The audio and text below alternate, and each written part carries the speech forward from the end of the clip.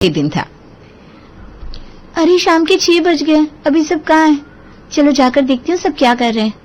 रिया अपने रूम से बाहर आती है और अपनी सास और जिठानी को ढूंढने लगती है, लेकिन उसे वो कहीं नहीं मिलते। थोड़ी देर बाद हॉल में इंतजार करने के बाद जब दोनों आती है तो, क्या बात है, तुम यहाँ ऐसे उदास क्यों बैठी हो? कुछ नहीं दीदी, बस ऐसे मैं आप लोगों को ढूंढ रही थी। अरे बेटा, हम तो बाहर बस टहलने गए थे। ओह अच्छा, सही है मम्मी जी। क्यों, क्या हुआ, तुम्हें कुछ काम था क्या रिया? नहीं दीदी, मैं तो बस खाने के लिए पूछ रही थी, खाने में अभी क्या बनाना है?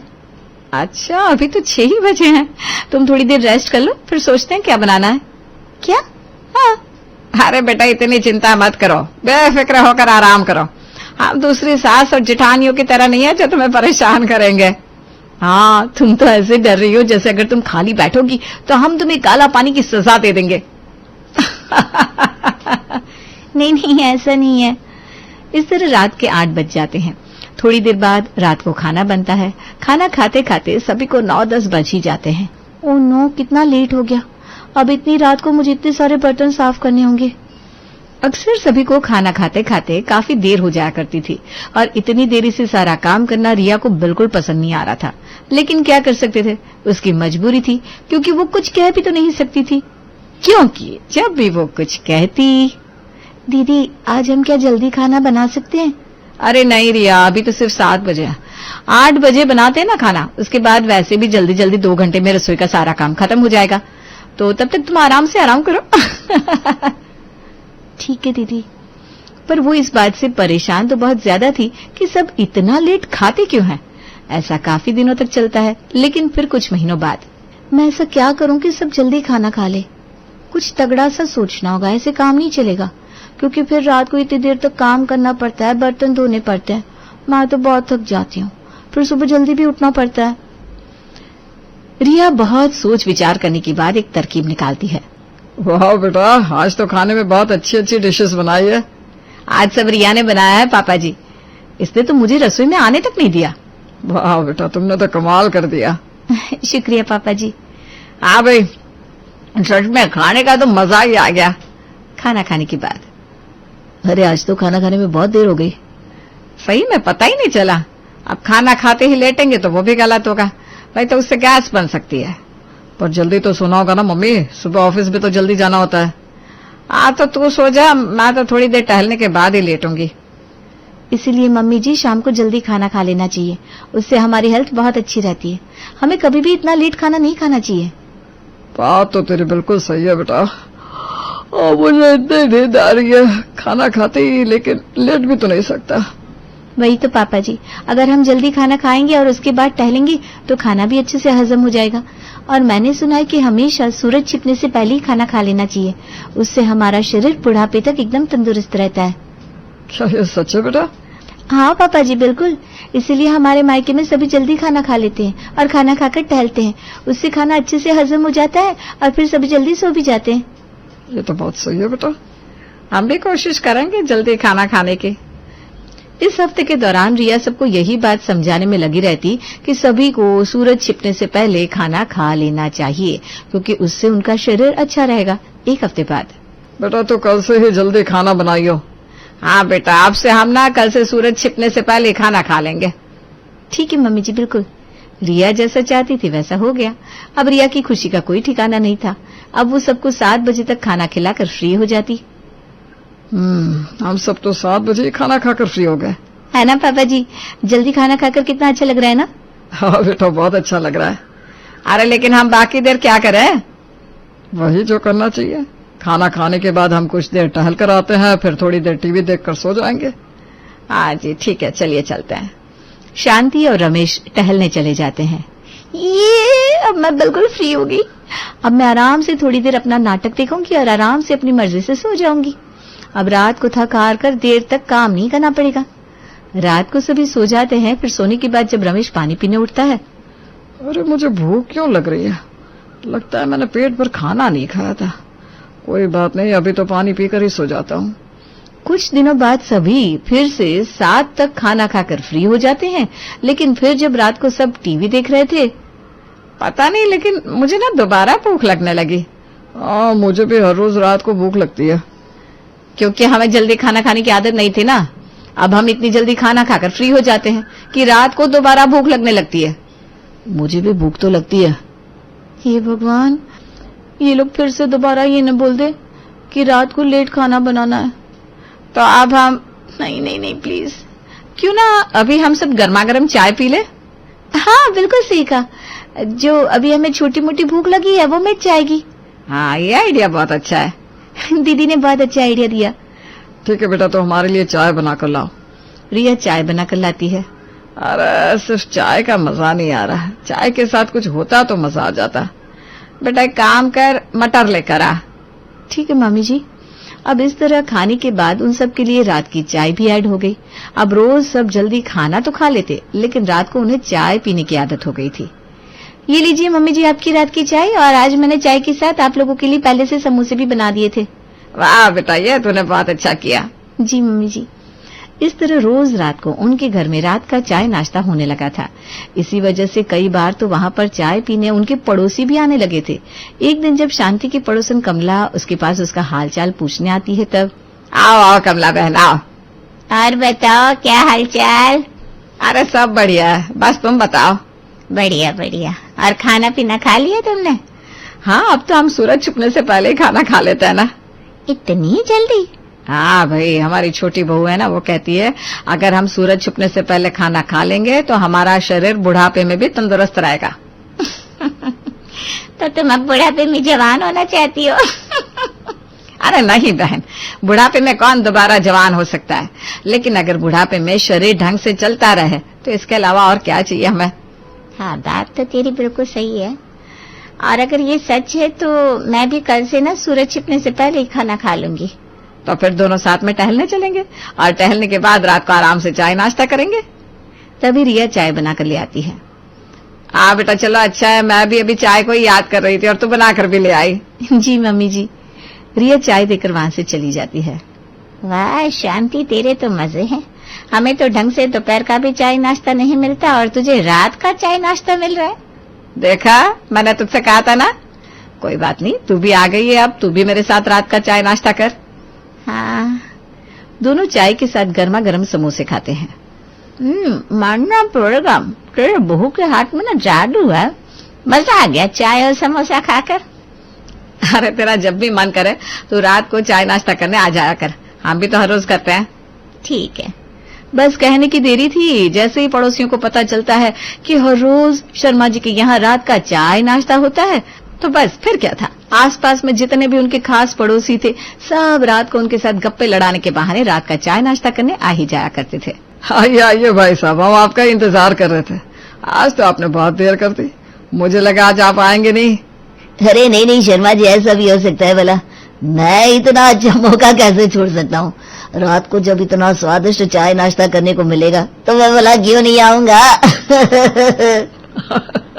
बिल्कुल सही कहा, रात को तो बिल्कुल महफिल जम जाती है, मजा ही आ जाता है गप्पे लड़ाकर। आपने बिल्कुल सही कहा। दिन में तो सब बिजी हो जाते हैं, कोई कहीं काम से चला जाता है, कोई कहीं काम से चला जाता है, लेकिन रात आपके पास आकर ना सही टाइम पास हो जाता है। बिल्कुल सही कहा। वैसे आज मिश्रा जी लेट हो गया। थोड़ी देर बाद वहाँ मिश्रा जी भी आ जाते हैं। माफ करना शर्मा जी, आज मुझे आने में थोड़ी देर हो गई। अरे कोई बात नहीं भाई साहब, हो जाता है। आइए बैठिए, तब तक चाय नाश्ते का ऑर्डर दे देता हूँ। जी बिल्कुल। एक तरफ रमेश अपने दोस्तों के साथ बैठा था, वहीं दूसरी तरफ शांति भी अपनी सहेलियों के साथ बैठी थी। उन दोनों को बातें करने में काफी आनंद आ रहा था, लेकिन असली मजा तो हमारी रिया मैडम को आ रहा था। वो बेचारी रसोई में चाय और पकोड़े बनाने में व्यस्त हो गई थी। हे भगवान, मैं इस मुसीबत में कहाँ फंस गई। इतनी मुश्किल से देर रात को खाना बनाने से पीछा छुड़वाया था, लेकिन अब तो हर रोज रात को मुझे खाना बनाने के बाद चाय नाश्ता भी बनाना पड़ रहा है। अब मैं क्या करूं? कहते हैं ना, आसमान से गिरा खजूर पर अटका। यहाँ पर इस कहावत का रिया की जिंदगी में बिल्कुल सही इस्तेमाल हो रहा है। उसने सोचा था वो शाम को सबको जल्दी खाना खिलाकर जल्दी जल्दी फ्री हो जाया करेगी, लेकिन उसने तो यहाँ दूसरी मुसीबत ही मोल ली। रिया चाय पकोड़े बनाकर सबको देने जाती है। अरे बेटा, आज तो तेरे पकोड़े की बहुत अच्छी खुशबू आ रही है। सच में बेटा, तेरे हाथ के खाने का जवाब ही नहीं। तू बहुत स्वादिष्ट चाय नाश्ता बनाती है। हाँ भाई, ऐसा चाय नाश्ता करके तो मजा आ जाता है। यहाँ पर फ्री में बढ़िया खाने को जो मिलता है, इसलिए इतनी तारीफ कर रही है, लेकिन मेरी तो हालत खराब हो गई है। एक तरफ सभी चाय नाश्ता कर रहे थे, वहीं दूसरी तरफ रिया का किचन का बहुत बुरा हाल था। अब मुझे रात को ये पूरी रसोई साफ करनी होगी। पहले खाने के बर्तन धो, उसके बाद ये पकौड़े बनाने के बाद तेल भरी चिकनी कढ़ाई। अब तो हर रोज रात को जब भी घर में मेहमान आते, रिया को चाय नाश्ता बनाना ही पड़ता। कभी उनके पास मिश्रा जी आ जाते, कभी आनंद जी, कभी अग्रवाल जी। अब सबका वहां रोज का आना जाना हो गया था। एक दिन पहले सभी पड़ोसी चाय नाश्ता करके चले गए, फिर थोड़ी देर बाद वहां चौकीदार आता है। साहब जी, अब क्या कर रहे हो? मैं क्या थोड़ी देर आपके पास बैठ जाऊं? अरे हाँ हाँ बिल्कुल, तुम भी थोड़ी देर बैठो हमारे पास। साहब जी, मैं भी ना इधर उधर बहुत देर से टहल रहा था, काफी बोर हो गया था। मुझे पता था रात को कोई और जागे ना जागे, लेकिन आपका घर जरूर खुला होगा। आप अभी तक सोए नहीं होंगे, इसलिए सोचा क्यों ना आपके पास आकर थोड़ी देर बैठ जाया जाए। तुमने बिल्कुल सही किया। तुम्हें तो पता ही है हमें भी जल्दी से नींद नहीं आती। रात भर हम सब बैठकर यूं ही गप्पे लड़ाते हैं, इसलिए जब भी तुम्हारा मन करे तुम यहाँ आ सकते हो। वही तो साहब जी, मुझे भी ना पूरी रात नींद नहीं आती। अब रात भर जागने की आदत जो हो गई है, और अकेले पूरी रात कटती नहीं। ठीक है, रुको, मैं तुम्हारे लिए अभी गर्मा गर्म चाय नाश्ता बनवाता हूँ, उसके बाद गप्पे लड़ाएंगे। जी शुक्रिया साहब जी, आप बड़े अच्छे हैं। जहां एक तरफ रिया चाय नाश्ते के बर्तन धोने के बाद बस अभी हटी ही थी कि चलो शुक्र है काम हो गया, 12 भी बजने वाले हैं, अब जल्दी से जाकर सो जाती हूँ। ना ना ना, रिया की जिंदगी में इतनी जल्दी सोना? आहा। रिया सोने की सोच रही थी कि उसकी ससुर जी की आवाज आ जाती है। रिया बेटा इधर आना तो। रिया वहां जाती है। बेटा जरा हमारे लिए एक एक कप चाय और उसके साथ थोड़े से पकौड़े बना दो। ये बात सुनते ही जैसे रिया को तो सांप ही सूंघ जाता है। उसका मन बिल्कुल भी नहीं था, लेकिन बेचारी क्या भी कह सकती थी। दोबारा रसोई में जाती है और गर्मा गर्म चाय पकौड़े लाकर उन्हें देती है। शुक्रिया बेटा। जी पापा जी। अब रिया बहुत ज्यादा थक गई थी, वो जाकर सो जाती है। वहीं दूसरी तरफ सही में चाय नाश्ता करके मजा आ गया। हाँ, आगे से तुम्हारा जब भी मन करे तुम आ सकते हो। वैसे भी हम सूरज छिपने से पहले ही खाना खा लेते हैं। मेरी बहू कहती है कि अगर हम सूरज छिपने से पहले खाना खाएंगे तो बुढ़ापे में भी शरीर एकदम तंदुरुस्त रहेगा। वाह वाह, बिल्कुल सही कहा, हमें जल्दी ही खाना खाना चाहिए। खाना तो सबने जल्दी खा लिया, लेकिन नाश्ता उसे सब कुछ ज्यादा ही हल्के में ले रहे थे। दिन गुजर रहे थे और रिया की समस्या दिन ब दिन बढ़ती जा रही थी। कभी कभी तो चाय नाश्ते में इतनी देर हो जाती थी कि उसे पूरी रात सोने के लिए सिर्फ कुछ घंटे ही मिलते थे। मैं तो बहुत बुरी फंस गई। आइडिया भी तुम्हारा ही था ना? तुमने ही पहले सबको बोला कि हमें सूरज छिपने से पहले खाना खा लेना चाहिए। फिर रात की चाय के साथ तुमने ही सबको गर्मा गर्म समोसे और पकौड़े बना कर दिए। हाँ, सब रात के नाश्ते का ही दोष है। रात का नाश्ता देना ही नहीं चाहिए था। मुझे तो लगता है रात को चाय भी नहीं देनी चाहिए, क्योंकि चाय के साथ नाश्ता तो फिर बनता ही है। हाँ, आपने बिल्कुल सही कहा भाभी, मुझे ऐसा नहीं करना चाहिए था। मैंने तो खुद ही अपने हाथों से अपने पैरों पर कुल्हाड़ी मार ली। इससे तो अच्छा पहले ठीक था। कम से कम हम रात को लेट खाना खाते थे, लेकिन उससे पहले का टाइम तो फ्री मिलता था और खाना खाकर सो भी जाते थे। लेकिन अब तो खाना खाने के बाद भी रसोई में ही लगे रहो और पता भी नहीं चलता कब कितनी बार रात का नाश्ता बन रहा है। अब तो नींद भी बिल्कुल पूरी नहीं होती। पर अब क्या करूं भाभी? जैसे इस सिचुएशन में गए वैसे ही वापस बाहर निकलना होगा। अगले दिन सभी शाम को आते हैं और देखते हैं अभी तक खाना नहीं बना। सब रिया से पूछते हैं, अरे बेटा तुमने अभी तक खाना नहीं बनाया? हाँ, अब तो सूरज भी छुपने वाला है। हाँ, बाकी दिन तो हम अब तक खा पी के फ्री भी हो जाते थे। वो मैं ये सोच रही थी कि हम पहले की तरह कर लेते हैं। जिस समय हम पहले खाना खाते थे ना, अब से हम उसी समय खाना खाएंगे। अरे लेकिन क्यों बेटा, तूने ही कहा था सूरज छिपने से पहले हमें खाना खा लेना चाहिए। क्या अब तू नहीं चाहती कि हमारा बुढ़ापे में भी शरीर तंदुरुस्त हो जाए? नहीं पापा जी, ऐसा नहीं है। मैं भला ऐसा क्यों नहीं चाहूंगी। दरअसल बात यह है कि हम रात को खाना तो जल्दी खा लेते हैं, लेकिन हमारा रूटीन पहले से भी ज्यादा बिगड़ गया है। हम रात को चाय और तला हुआ खाना खाते हैं, उसके बाद हम सुबह लेट उठने लगे हैं, तो ये तो हमारे स्वास्थ्य के लिए और भी ज्यादा खराब हो गया। हाँ, हम हर रोज रात को चाय और पकौड़े और समोसे खाने लगे हैं। वही तो मम्मी जी, अब हम रात की चाय नाश्ते की वजह से इतनी देर तक जागने लगे हैं। सूरज छुपने से पहले खाने का फायदा तब है जब हम रात को जल्दी सो जाए और सुबह जल्दी उठकर योगा करें। तो बहू अब क्या करना है? कुछ नहीं मम्मी जी, रिया के कहने का मतलब है कि जैसे पहले था वही ठीक था। कम से कम रात की चाय नुकसान तो नहीं करेगी। वैसे भी चाय बिल्कुल भी अच्छी नहीं होती और चाय पत्ती भी आजकल खराब आती है। चाय हमारी सेहत के लिए बिल्कुल अच्छी नहीं होती, खास करके रात को तो बिल्कुल भी नहीं। बात तो तूने बिल्कुल सही कही बेटा। पहले कम से कम हम रात का खाना खाकर उसके थोड़ी देर बाद सो जाते थे, लेकिन अब तो खाना खाने के बाद हम रात को पता नहीं कितनी कितनी बार चाय पी लेते हैं, उसके साथ तला भुना खाना खाते हैं। ये सब बहुत गलत है। इसीलिए हम पहले की तरह अपना रूटीन करेंगे और एक बार रात को खाना खाकर सो जाएंगे। ठीक है बहू, जैसा तुझे ठीक लगे। रात को खराब चाय पीने से तो अच्छा है कि खाना खाकर सो जाए। रात को 9 बजे रसोई में। थैंक यू दीदी, आपने बचा लिया, वरना मेरी पूरी जिंदगी रात का नाश्ता बनाने में ही निकल जाती। इसीलिए कहते हैं कभी कभी जैसा चलता है वैसा ही चलने देना चाहिए। बिल्कुल सही कहते हैं। जो इतनी देर लगा रही हो, जल्दी जल्दी हाथ चलाओ। हमारे जमाने में तो हम चुटकियों में खाना बना लिया करते थे। हो गया मम्मी जी, लाती हूँ।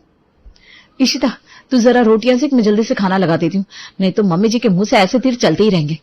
हाँ भाभी, आप खाना लगा दीजिए, मैं बस गरम गरम रोटियां लाती हूँ। प्रीति ने टेबल पर खाना लगा दिया और थोड़ी ही देर में इशिता रोटियां भी ले आई।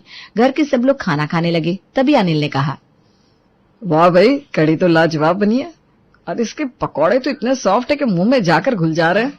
हाँ भाई, खाना वाकई में बहुत अच्छा बना है, मन खुश हो गया खाना खाकर। अरे क्या खा कच्चा बना है, कड़ी में मिर्च ज्यादा है, फूल के कुछ ज्यादा ही सीखे, ऐसा लग रहा है कि जल गए। ये भी कोई खाना है भला? भूल गए क्या तुम दोनों मेरे हाथों का स्वाद? अरे मेरे जैसा खाना ये दोनों कभी बना ही नहीं सकती। हाँ मम्मी, ये बात तो है, आपके हाथों में तो जैसे जादू है, जो भी बनाती है अमृत जैसा लगता है। अब प्रीति इशिता को धीरे से कहती है, लो जी, इनका शुरू हो गया अपने मुंह मियां मिट्ठू बनना। एक तो इस गर्मी में पसीने बहाकर सबके लिए उनकी पसंद का खाना बनाते हैं हम दोनों, और मम्मी जी है कि अपनी ही गुण गाती रहती हैं। और इन दोनों भाइयों को देखो, बिल्कुल मम्मी जी के चमचे। मम्मी जी जो कह दे बस वो जैसे लोहे की लकीर। मुझे तो लगता है हमें खाना बनाना ही नहीं चाहिए। बनाए मम्मी जी अपने बेटों के लिए खाना। ये सही कहा तुमने, कल से हम दोनों यही करेंगे। खाना तो अब मम्मी जी को ही बनाना पड़ेगा। पर ये होगा कैसे भाभी? प्रीति ने इशिता के कान में कुछ कहा और वो एकदम से खुश हो गई। अगले दिन सुबह प्रतिमा ने अपनी दोनों बहुओं को आवाज दी, अरे प्रीति, इशिता, कहाँ हो दोनों? सुबह के 9 बज रहे, पर महारानियों का अभी तक कोई पता नहीं।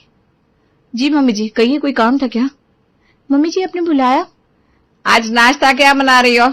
अभी तक तो रसोई में तुम दोनों के दर्शन हुए नहीं। घड़ी देखी? मम्मी जी, हमारे हाथों में तो स्वाद ही नहीं है ना। अनिल जी भी कह रहे थे कि मम्मी के खाने की तो बात ही अलग है, तो हमने सोचा है कि खाना तो आप ही बनाइए और हमें सिखाइए, हम आपकी बस हेल्प कर देंगे। हाँ मम्मी जी, भाभी बिल्कुल ठीक कह रही हैं। मुकुंद भी ना आपके खाने को ही याद करते रहते हैं। मेरी मम्मी जैसा खाना तो तुम बना ही नहीं सकती, तो आप सिखा दीजिए ना। बहुओं की बात सुनकर प्रतिमा खुश हो जाती है और नाश्ता बनाने को रेडी भी हो जाती है। अब तुम दोनों ने सही समझा है। मेरे हाथों जैसा स्वाद हर किसी के बस का नहीं है। चलो रसोई में, आज मैं नाश्ता बनाऊंगी और तुम दोनों मुझे देखकर सीखना। जी मम्मी जी, ये सही रहेगा, धीरे धीरे हम सीख भी जाएंगे। प्रतिमा ने रसोई में पसीने बहाकर सबके लिए नाश्ता बनाया। छोले, पूड़ी, हलवा ये सब बनाकर टेबल पर लगा दिया और बहुएं आराम से बैठकर उसे देख रही थी।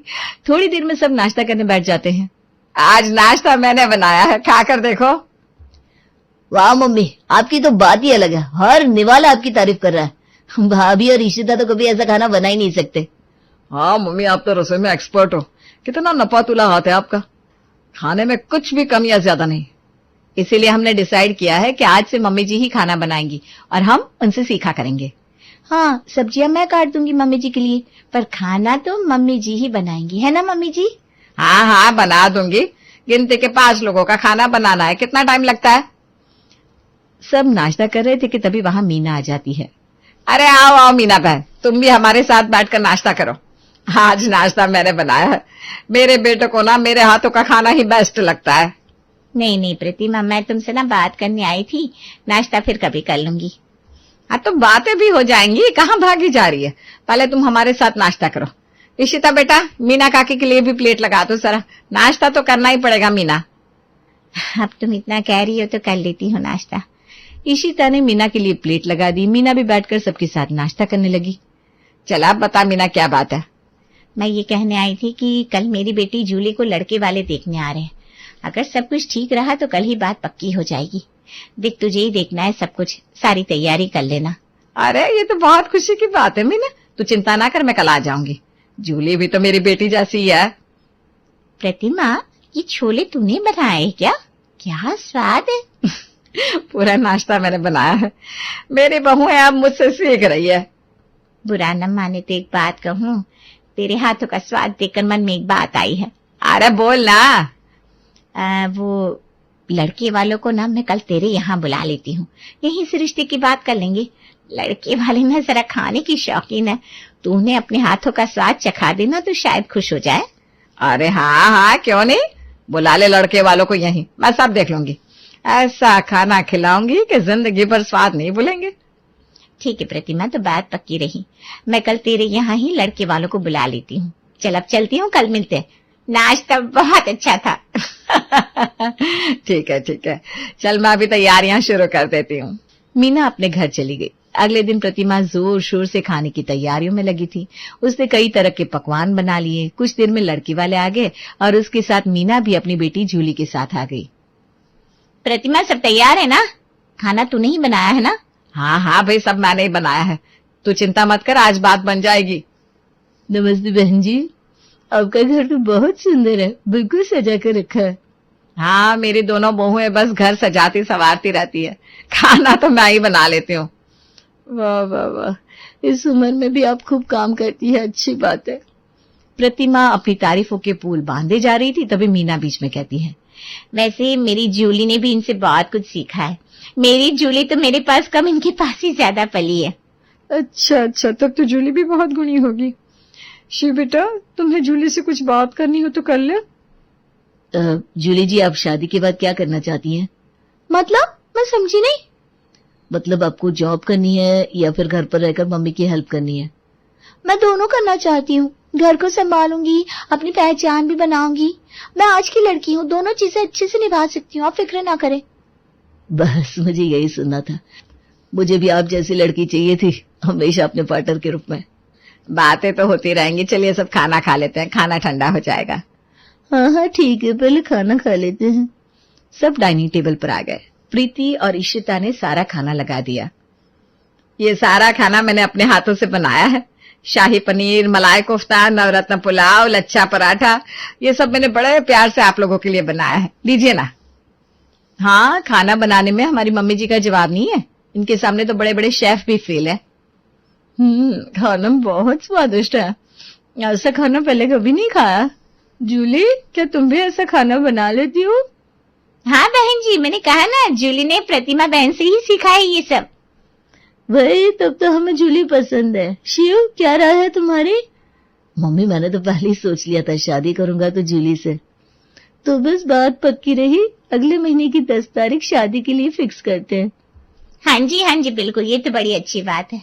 अरे प्रतिमा, अपने हाथ की बनी मिठाई से मुंह मीठा करा दे सबका। हाँ, क्यों नहीं। इशिता बेटा, अंदर से काजू कतली ले आओ जो मैंने बना कर रखी है। जी मम्मी जी, अभी लाती हूँ। इशिता ने काजू कतली लाकर सबका मुंह मीठा करवाया। सब चले गए। ऐसे ही कुछ दिन गुजरे। अब तो धीरे धीरे बात फैलने लगी कि प्रतिमा जैसा खाना कोई बना ही नहीं सकता। रोज कोई ना कोई आ जाता खाना खाने, किसी न किसी बहाने से। एक दिन अनिल ऑफिस से आता है। मम्मी, मेरे कुछ दोस्त आएंगे अभी आपके हाथों का खाना खाने। अरे पर बेटा, खाना तो बन चुका है। तो मम्मी दोबारा बना लो। देखो, मैंने उन्हें हाँ कह दिया है, अब अगर ना कहूंगा तो बड़ी बेइज्जती होगी। उन्होंने आपके खाने की बड़ी तारीफ सुन रखी है, तो बड़ी जिद की तो मैं मना नहीं कर सका। ओहो, तो मम्मी के खाने के चर्चे पूरे शहर भर में फैल रहे हैं। मम्मी, आप तो फेमस हो गई। चुप कर मुकुंद, यहाँ मुझे दोबारा खाना बनाने के नाम से ही पसीने आ रहे हैं और तुझे मस्ती सूझ रही है। प्लीज मम्मी, बना दो ना। ठीक है, बनाती हूँ। प्रीति बेटा, जरा सब्जियां काट दे, और इशिता बेटा तू आटा गूंद दे। प्रीति और इशिता रसोई में सब्जी काटते और आटा गूंथते हुए बात करती हैं। हे भगवान, ये मम्मी जी के खाने के चक्कर में हमारे घर पर तो मेला लगा रहता है, एक घड़ी का चैन नहीं। हाँ भाभी, सारा दिन बस मेहमान ही आते रहते हैं मम्मी के हाथों का खाना खाने, जैसे हमारा घर घर नहीं होटल हो और मम्मी जी यहाँ की हेड शेफ। हाँ, हम तो हेल्पर है मम्मी जी की। परेशान हो गई हूँ अब तो। हो गई तैयारी? हाँ हाँ मम्मी जी, सब हो गई, बस अब आप खाना बना लीजिए। हाँ, वो तो बनाना ही पड़ेगा। अब तो ये रोज का हो गया, दिन में 4-4, 5-5 बार खाना बनाना पड़ता है। पर क्या कर सकते हैं, कुछ तो सोचना पड़ेगा। प्रतिमा ने फिर से खाना बना लिया। अनिल के दोस्त आए, प्रतिमा ने सबके लिए खाना परोसा। एक निवाला लेते ही अजय ने कहा, खाना इतना टेस्टी है जैसे हर कोर के साथ खुशबू और स्वाद दोनों मुंह में घुल गए। आपके खाने में आपका प्यार और मेहनत साफ दिख रही है। वाह वाह वाह, मजा आ गया। सब कुछ इतना बढ़िया बना, एक बार खा कर रुक पाना मुश्किल है। मैं तो बार बार आऊंगा ऐसा खाना खाना। हाँ हाँ क्यों नहीं, जब मन करे तब आ जाना। आपका खाना खाकर दिल खुश हो गया। मेरा तो बार बार खाने का मन कर रहा है। मसाले भी एकदम सही है और आपने बहुत प्यार से परोसा है। सच में आपके हाथों में बहुत स्वाद है, ऐसा खाना कहीं और मिल ही नहीं सकता। अरे बेटा, ऐसी कोई बात नहीं है। नहीं नहीं आंटी, रतन सही कह रहा है, आपके जैसे खाने का स्वाद और कोई मिल ही नहीं सकता। अभी अनिल के दोस्त खाना खाकर उठे ही थे कि दुर्गा देवी ने आवाज दी, नमस्ते प्रतिभा बहन, कैसी हैं? अरे नमस्ते नमस्ते, आप अचानक यहाँ? कहिए कैसे आना हुआ? बात दरअसल ये है कि मैं जरा जूली के मायके आई थी तो सोचा आपसे भी मिलती चलूं, इसी बहाने आपके हाथों का स्वाद भी चख लूंगी। प्रतिमा मन ही मन सोचती है, हे भगवान, अनिल के दोस्त गए नहीं कि अब ये खाना खाने आ गई। ऐसा लगता है जैसे हमने यहाँ लंगर लगाई हो। जी जी, आइए आइए। अब जूली तो आपकी बेटी जैसी है, तो उस नाते में आपकी समधन है ना, समधन को खाना नहीं खिलाएंगी आप? अरे आप बैठिए ना, मैं लाती हूँ खाना। प्रतिमा अब परेशान हो चुकी थी, वो दुर्गा देवी को खाना खिलाती है। हाय बहन जी, क्या बताऊं, आपके हाथों के खाने में जो सुकून है ना, कहीं नहीं है। मेरी तो आत्मा तृप्त हो गई। अच्छा, मैं चलती हूँ। खाना खाकर दुर्गा देवी चली गई। अब प्रतिमा इस मुसीबत से निकलने का उपाय ढूंढने लगी। अरे ये तारीफें तो मुझे बड़ी महंगी पड़ गई। खाना क्या अच्छा बनाती हूँ, अब तो घर में कुक बनकर रह गई हूँ। सारा दिन कोई ना कोई आता रहता है। आपके हाथ के उस दिन वाले पराठे खिला दीजिए, उस दिन वाली पनीर की सब्जी मिल जाए तो मजा आ जाए। अरे भाई, राजमा हो तो आपके हाथ का। आज तो आपके हाथ की राजमा चावल खा कर जाएंगे। अरे बहुत हुआ, परेशान हो गई हूँ मैं इन सबसे। हाँ मम्मी जी, परेशान तो हम भी हो गए। अब ये घर अपना जैसा लगता ही नहीं, हर वक्त घर में भीड़ लगी रहती है आपके हाथों का स्वाद चखने की। अब तो हद ही हो गई है, पर कर भी क्या सकते हैं। मम्मी जी आप भी कुछ सोचिए, कोई रास्ता निकालिए पीछा छुड़ाने का। प्रतिमा कुछ देर सोचती है, फिर अचानक उसके दिमाग में एक आइडिया आता है। अरे हाँ, मुझे एक तरकीब सूझी है। प्रीति, तू बाजार जाकर 2 किलो नींबू ले आ। मम्मी जी 2 किलो नींबू? इतने नींबुओं का करेंगी क्या? और नींबू से हमारी परेशानी का हल कैसे निकलेगा? इतने नींबुओं का अचार बनाएंगी क्या? अरे बेटा, तू देखती जा, मैं अचार नहीं नींबू की सब्जी बनाऊंगी। और नींबू की ऐसी नींबूगिरी करूंगी कि सबका स्वाद ही बिगड़ जाएगा। तभी तो छुटकारा मिलेगा इस रोज के मेले से। तो नींबू ला, फिर देख तेरी सास क्या करती है। हाय राम, मम्मी जी नींबू की सब्जी सुनती मेरा तो मुंह खट्टा हो गया। दिल किया मुंह में शक्कर भर लूं, कहीं मेहमान ऐसी सब्जी खाकर कहीं बेहोश ना हो जाए। बस बहू, यही तो मेरा प्लान है। अब तक सब मेरे खाने के दीवाने बने घूम रहे थे ना। कोई कहता है पराठे चाहिए, कोई मांगता है आलू की टिक्की। अब मैं ऐसी नींबू की सब्जी परोसूंगी कि खा के सबके मुंह और दांत दोनों खट्टे हो जाएं।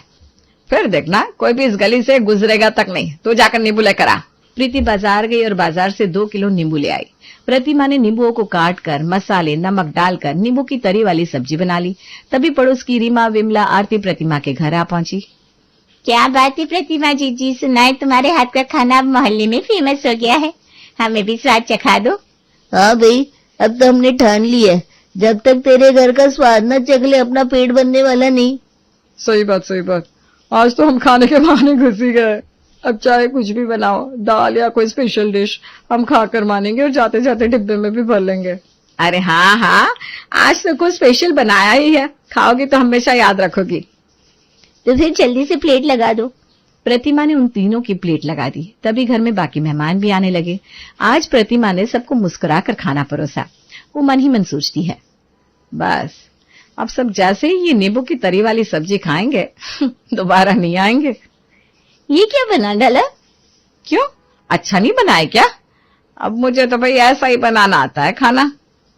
अरे अच्छा, ये तो बहुत अच्छा है, एकदम कमाल। मैंने आज तक ऐसी सब्जी नहीं खाई। मुझे डब्बे में भरकर देगी क्या? नींबू की सब्जी इतनी अच्छी बन सकती है, ये पहली बार देखा और चखा। प्रतिमा जी तुम ये नींबू की तरी वाली सब्जी रोज बनाना, मैं ना रोज खाने आ जाऊंगी। सही कहा, इसके तो एक एक निवाले में जीभ चटकारे ले रही है। एकदम खट्टी मीठी तीखी तरीदार सब्जी, वाह भाई वाह, मान गई तुम्हारे स्वाद को। मैं कल ना मेरे बेटे को लेकर आऊंगी तेरे हाथ का खाना खिलाने, यही नींबू वाली सब्जी बनाना। लीजिए मम्मी जी, आप तो चाहती थी कि ये नींबू की सब्जी खाकर सबका मुंह खट्टा हो जाए और ये फिर कभी ना आए लेकिन यहाँ तो उल्टा ही हो गया। मम्मी जी, नींबू की इतनी अच्छी सब्जी बनाने की क्या जरूरत थी? अब तो ये मेला कभी खत्म नहीं होगा। ये घर तो अब सराय बन चुका है। एक उम्मीद थी इस नींबू की तरी वाली सब्जी से, पर ये भी मिट्टी में मिल गई। अरे मुझे क्या पता था इनको ये नींबू की सब्जी भी अच्छी लग जाएगी। ये मेरे हाथों का स्वाद अब जैसे मेरा दुश्मन बन गया है। इस उम्र में भी अब सारा दिन किचन में रहना पड़ रहा है। न जाने कौन सी मनहूस घड़ी में मैंने अपने खाने की तारीफ कर दी, मेरी तारीफ मुझ पर ही भारी पड़ गई। खाना खाकर रीमा, आरती, विमला चली जाती है और बाहर सबको स्वादिष्ट नींबू की तरी वाली सब्जी के बारे में बताती है। धीरे धीरे ये बात आग की तरह पूरे मोहल्ले में फैल जाती है कि प्रतिमा एक खास तरह की सब्जी बनाती है, नींबू की तरी वाली सब्जी। अब तो दूर दूर से लोग आने लगते हैं। एक दिन योगेश जी भी प्रतिमा के घर आए। जी आप कौन? मैंने आपको पहचाना नहीं। जी नमस्ते, मैं आपकी मौसी की बेटी के देवर का बेटा हूँ। बड़ी दूर से आपसे मिलने आया हूँ। अब प्रतिमा जी है ना? अच्छा अच्छा, अंदर आइए, मैं ही हूँ प्रतिमा। कहिए, कुछ काम था क्या?